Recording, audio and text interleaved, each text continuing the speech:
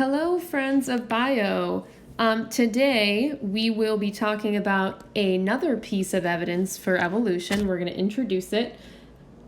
We already talked about fossil evidence, right, with radiometric dating and half-life and how we can tell how old organisms are or when they lived. But today we're going to talk about how we can tell that organisms are related. Okay, and we talked about these earlier in the month. We talked about cladograms. Okay, and what these show are common ancestry. Okay, so every single little connection point you see here that I'm circling, that insinuates, right, that is where they share a common ancestor, right?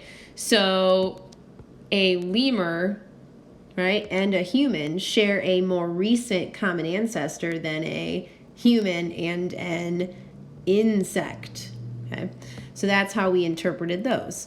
But in the next activity, which is what you are doing today, and I'll pull that up. So what we should have had done is the pre-lab questions, right? So we should have these pre-lab questions done.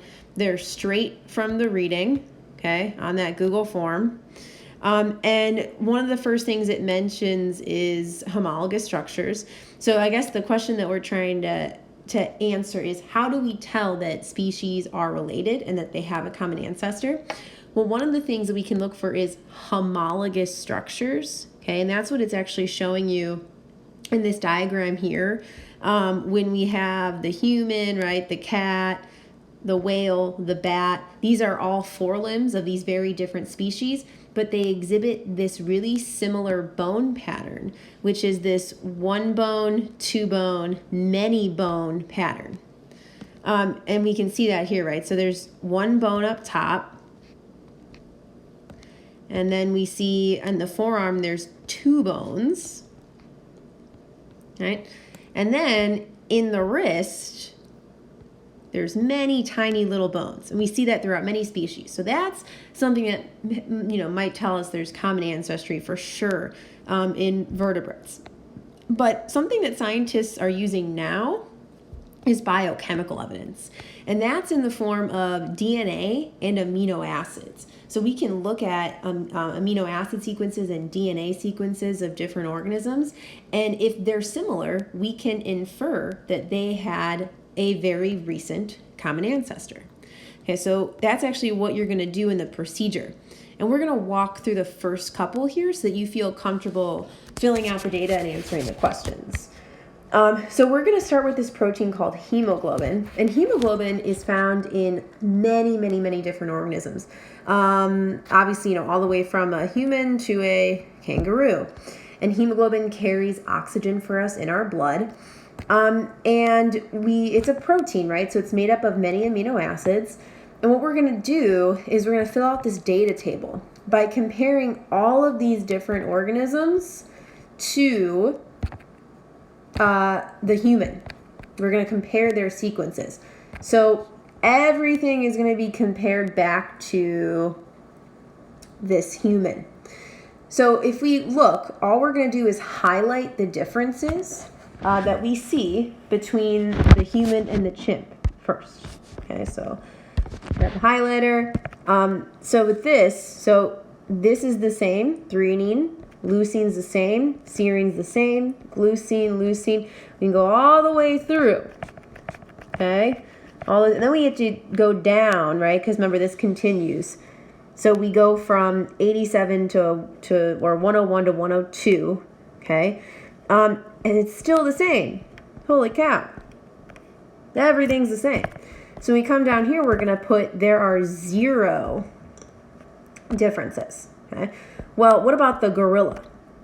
Let's go back and look at the gorilla. Okay. Gorilla, remember, we're always comparing it to the human, not the chimp now. So same here, same here. We're all good.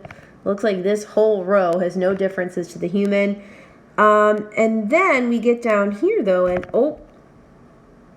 I have this difference, right? we swapped out a lysine for the arginine in humans. And then the rest of the way, it looks like everything is the same. So here, for the human and the gorilla, I would write down one difference. Okay.